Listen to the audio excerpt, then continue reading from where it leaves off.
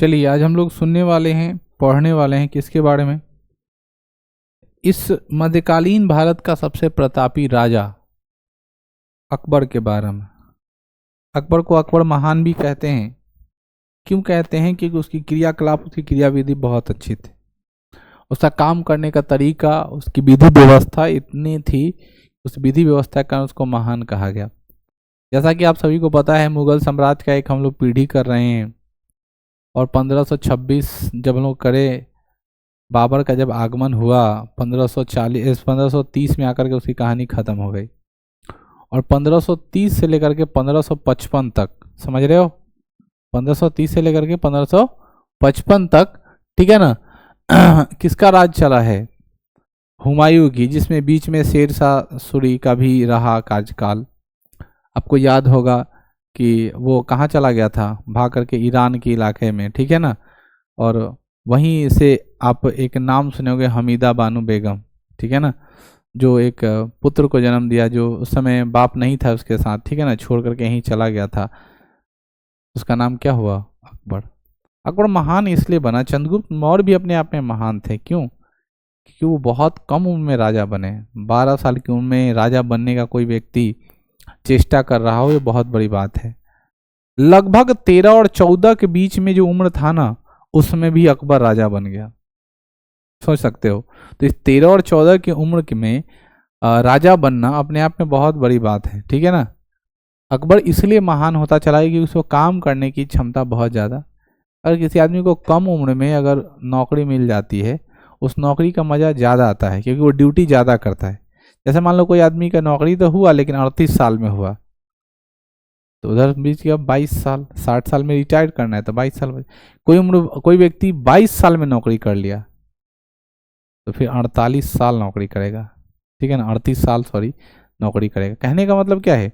एक स्ट्रेंथ बना हुआ है कि आप कितना जल्दी प्राप्त करते हैं, क्योंकि वो जीवन का जो टाइम पीरियड, उसमें आप उस टाइम को खो देंगे, ठीक है ना।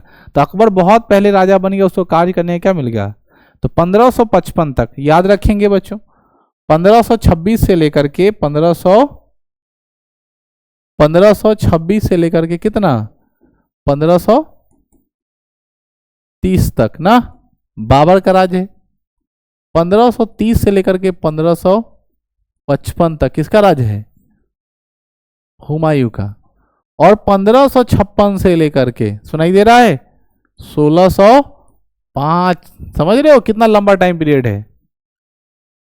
1555 से लेकर के 1605, यानी पूरे 50 साल शासन करता रहेगा। समझ रहे हो? क्योंकि इसी टाइम पीरियड है। अगर बोले ना, काम करने का टाइम ज्यादा मिल गया, ऑटोमेटिक ज्यादा मिलेगा, क्योंकि आपने कम उम्र में सत्ता को क्या किया है? संभाला है, ठीक है ना। रील्स वगैरह जब वीडियो आजकल देखते होगे, उसमें दिखाई देता होगा कि मम्मी और बेटी या मम्मी और बेटा, ठीक है ना, और पता नहीं चलता होगा उसी की माँ है। किसी लड़की का शादी हो गया 13 साल 14 साल में, वो संजोग से माँ बन गई, ठीक है। जब वो 27-28 यौवन अवस्था में आ रही, तब तक उसका बेटा भी हो गया। उसका फलाफल आप लोग देख सकते हैं। लेकिन किसी आदमी शादी कर रहा है वो 40 साल में, 42 साल में, तो जब बूढ़ा हो जाएगा तब उसका बाल बच्चा होगा 12 साल 14 साल 15 साल का, तो देखे अरे तरीके इसका बेटा है, कंफर्म नहीं हो पाए। समझ रहे ना? तो हर चीज़ का एक टाइम पीरियड है, आने वाले समय के लिए भी आपको तैयार रहना है, ठीक है। यहाँ पे क्या कहता है, सुनो। अकबर का जन्म 15 अक्टूबर 1542 ईस्वी को अमरकोट के राज विशाल राजमहल में हुआ था। माता हमीदा बानो बेगम, पिता का नाम क्या था? हुमायूं। ये तो आपको पहले से पता है। उस समय, जिस समय इसका जन्म हुआ था, उस समय वो भारत में नहीं था, वो ईरान की यात्रा कर रहा था, डर से। किसके डर से? शेर शाह सूरी के साथ उसकी लड़ाई हुई थी, जिसमें उसको हार मिला था। आप समझाइए, आपको ध्यान में रखना है। उनके बचपन का नाम क्या था? बदरुद्दीन। किसका बचपन का नाम था? अकबर के। अकबर के बचपन का नाम बदरुद्दीन। अकबर के बाप का नाम हुमायूं, माँ का नाम हमीदा बानो बेगम। कहाँ जन्म हुआ था? अमरकोट राजमहल में, ठीक है ना। अमरकोट के विशाल राजमहल में हुआ था। टाइम कितना है? 15 अक्टूबर 1542 को। 1555 में मछीवाड़ा के युद्ध में अकबर ने सर्वप्रथम युद्ध के मैदान में पहुंचा था। पुनः सरहिंद के युद्ध में हुमायूं के साथ था। 14 फरवरी 1556 में हुमायूं की मृत्यु के पश्चात अकबर ने अपना राज्याभिषेक पंजाब के कलानौर में करवाया। 1556 में कैसे मर गया, ठीक है ना। वो अपना एक मतलब पुस्तकालय बनाया हुआ था, दीपना पुस्तकालय, उस दीपना पुस्तकालय से वो क्या हुआ, लुढ़क करके खत्म हो गया।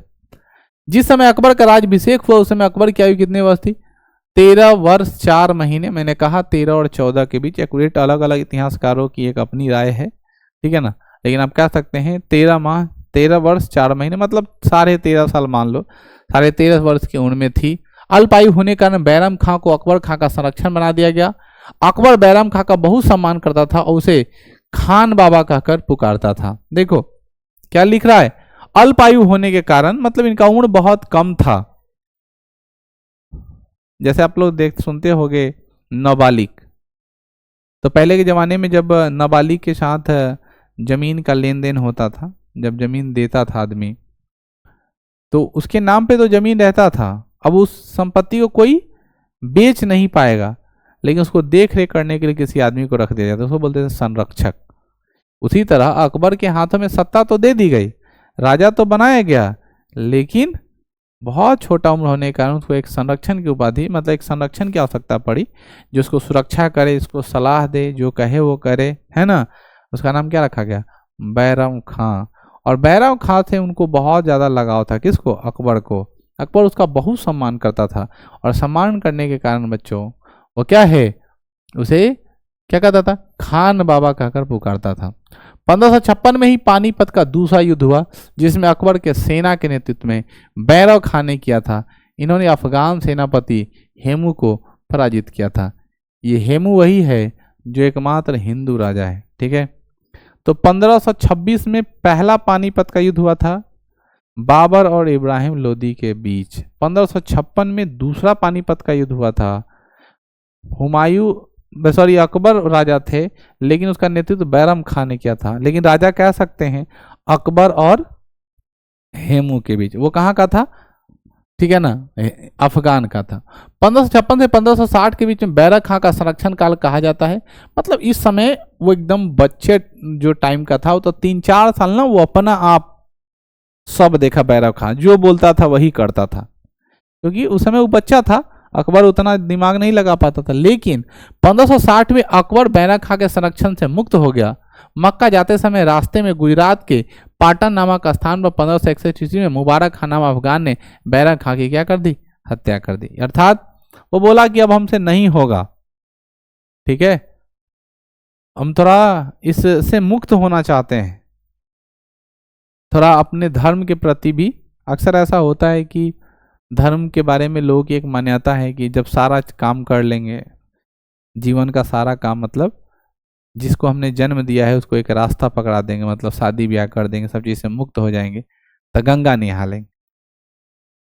तो जब आपकी मोह माया खत्म हो जाती है, मुस्लिम समुदाय में भी यही होता है, इस्लाम धर्म में जब वो लोग का मोह माया खत्म हो जाता है, तो अंत में जाकर के वो क्या कर लेता है, हज कर लेता है। चूँकि हज करने के बाद, एक तो इस्लाम का रूल है कि झूठ नहीं बोलना है, लेकिन हज करने के बाद और ज़्यादा रिस्पॉन्सिबिलिटी बन जाता है कि झूठ नहीं करना, मतलब एक प्योर इस्लाम का कट्टर समर्थक बन जाना इक्वल टू हज, हर एक नियम को फॉलो करना। तो इस रोजमर्रा की जिंदगी में तो थोड़ी परेशानी होगी, इसलिए वो कब करता है, जब अंत समय आ जाए। अंत समय मतलब अधेर हो गए हैं, 60 की उम्र हो गई है, 65 की उम्र, अब हम नहीं भी कुछ करेंगे तो बेटा तो अपना वैसा करेगा, हमारा परिवार चलेगा, वैसी स्थिति में तो बैरम खां संरक्षण था, और वो सोच लिया था कि अब हमको क्या करना है, इसको हटा देना है। 1556 से 1560 तक वो क्या रहा, संरक्षक काल रहा, लेकिन 1560 में वो क्या कर बोला कि अब हम इसको छोड़ रहे हैं और मक्का जा रहे हैं, ठीक है। जब वो मक्का जा रहा था तो गुजरात के आसपास एक गांव पड़ता है, एक जगह पड़ता है पाटन, उसी पाटन पर इसको क्या करता है, 1561 ईस्वी में अफगान ने, मुबारक खान एक अफगानी है, जो क्या किया, बैरम खां की हत्या कर दी। हालांकि अकबर ने अपने परिवार के अन्य सदस्यों के प्रभाव में आ गया, और 1562 ईस्वी तक अकबर अपने परिवार के सदस्यों के प्रभाव में रहा। अर्थात प्रभाव में रहने का मतलब कि बैरम खां तो चला गया, अब इसको सलाह देने वाला कौन रहेगा, तो परिवार के सदस्य, मतलब घर में कोई रहा होगा, माँ रही होगी या और कोई सदस्य रहेगा, उसके प्रभाव से वो काम करना शुरू किया। और 1562 मतलब 2 साल प्रभाव में रहा। लेकिन 1562 तक के काल को हरम दल का शासन या पेटीकोट पर्दा शासन के नाम से दिया गया। पेटीकोट पर्दा शासन मतलब समझते हो, मतलब पता ही नहीं चल रहा था कि कौन शासन कर रहा है, जिसको मन करता था वो बोल देता था। हरण दल का सबसे प्रमुख सदस्य जो था वो माहम अनगा थी। इस काल के अतका खेल का शासन काल भी कहा गया है। 1562 ईस्वी में अकबर अपने आप को इस दल के शासन से अलग कर लिया और कई सुधारात्मक कार्य किए, जैसे 1562